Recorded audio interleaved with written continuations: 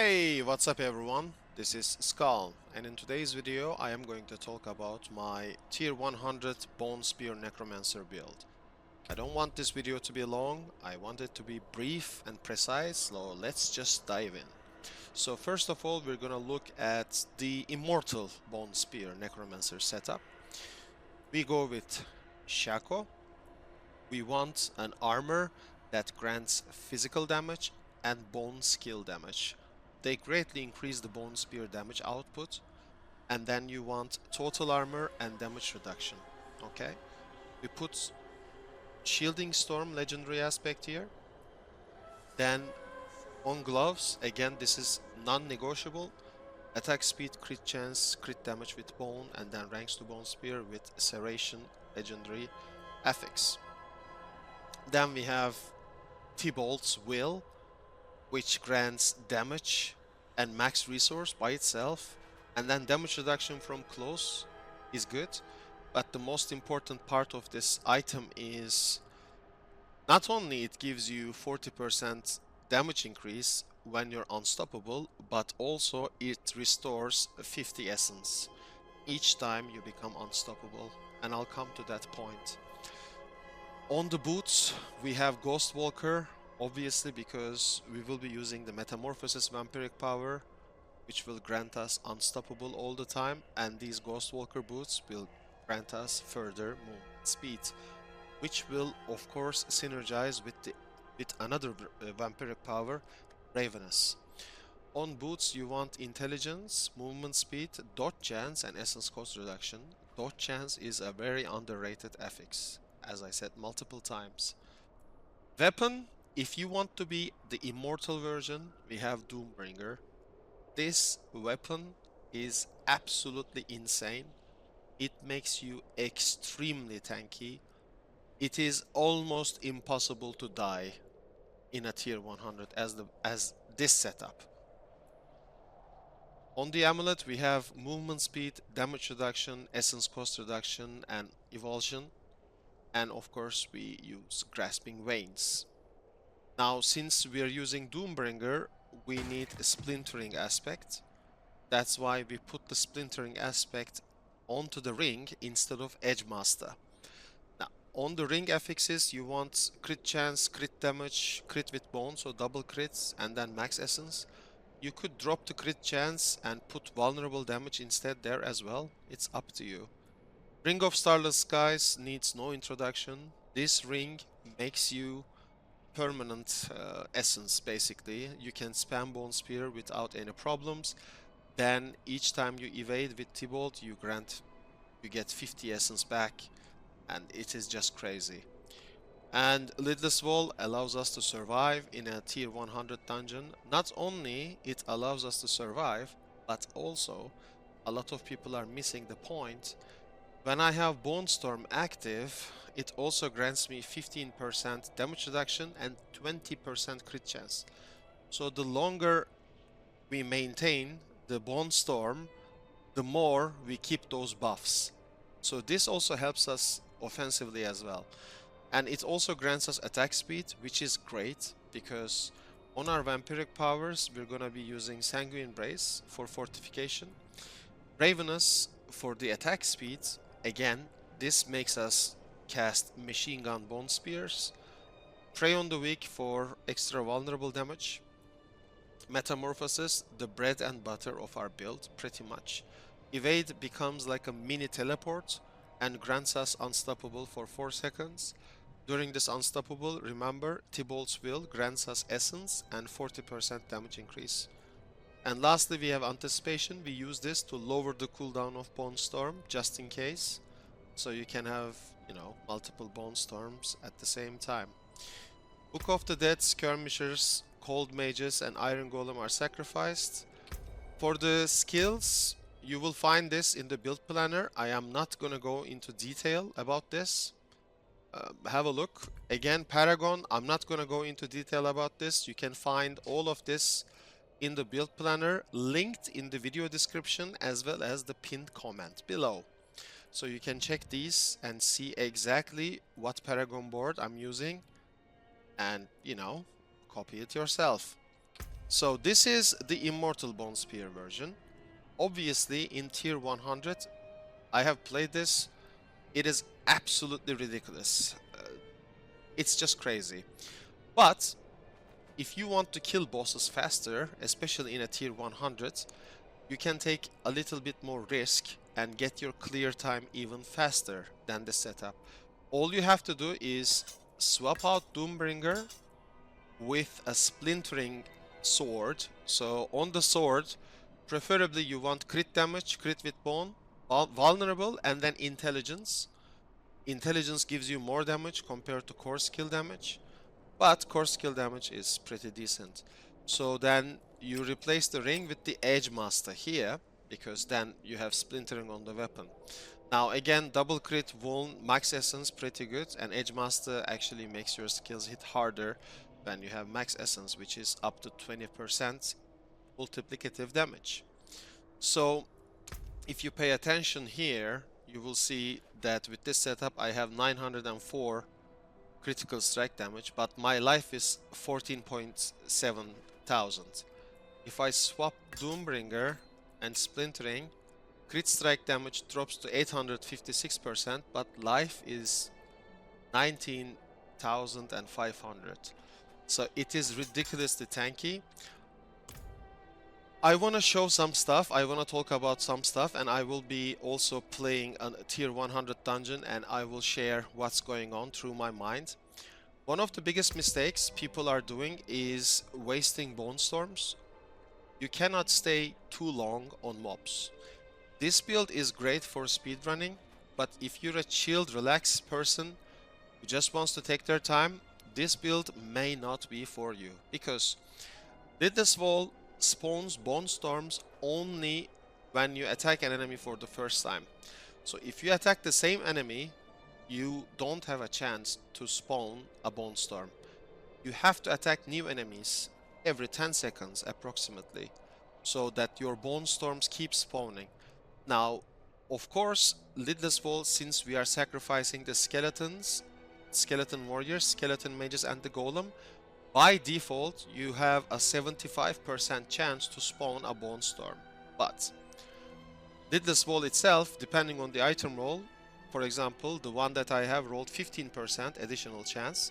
So 75% by default, and then 15%, that's 90% chance to spawn an additional bone storm every time I attack an enemy.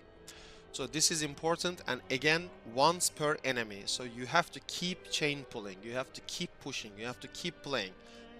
This build is a bit high risk, high reward build, but with Doombringer, the risk is near zero, to be fair. You are extremely tanky. And the more damage version, of course, takes a little bit more risk, but it gets faster clear times that way.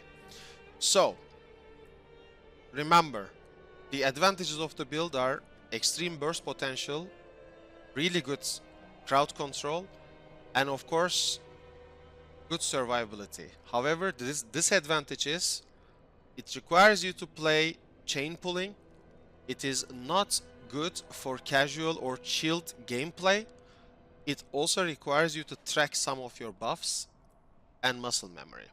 So, with that thing said, let's do a dungeon with a boss in it.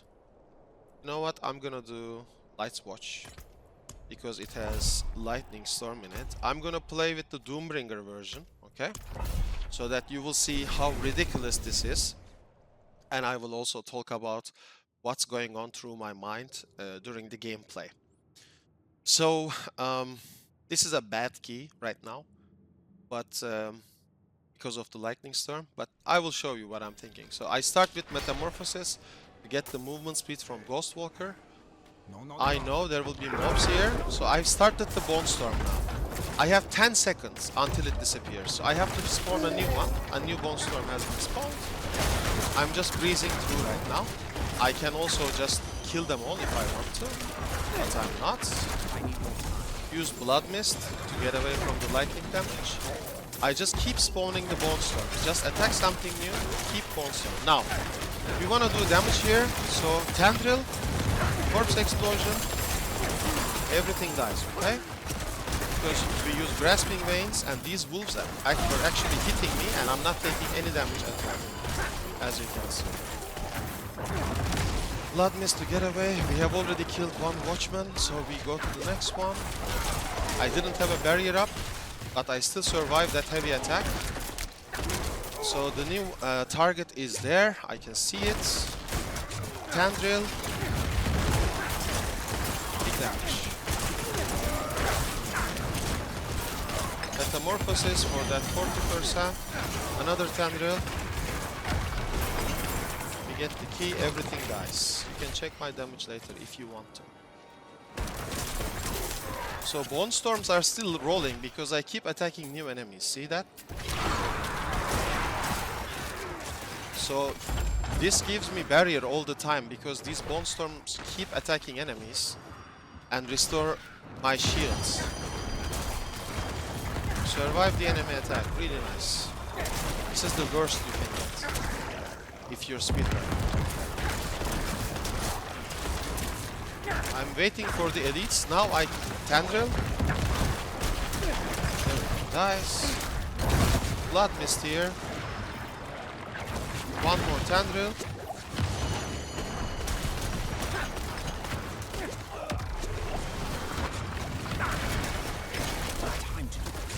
One more Tandril. Pretty much. This was without Bone Storm. Now we have Bone Storm active. We will be immortal again.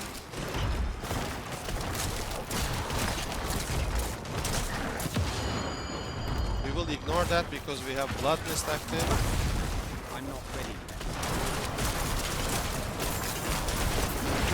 Again, you're just spamming Bone Storms and everything dies. You are pretty much immortal. You have so much HP. That HP gives us barrier as well, because barrier scales with your HP, okay? So we get insane amount of barrier, because we have so much HP. Now, I want to show you the boss damage. I am not going to kill this boss. I will die to it, okay? Blood Mist to create corpses. Tandril, Metamorphosis, spam, spam, spam.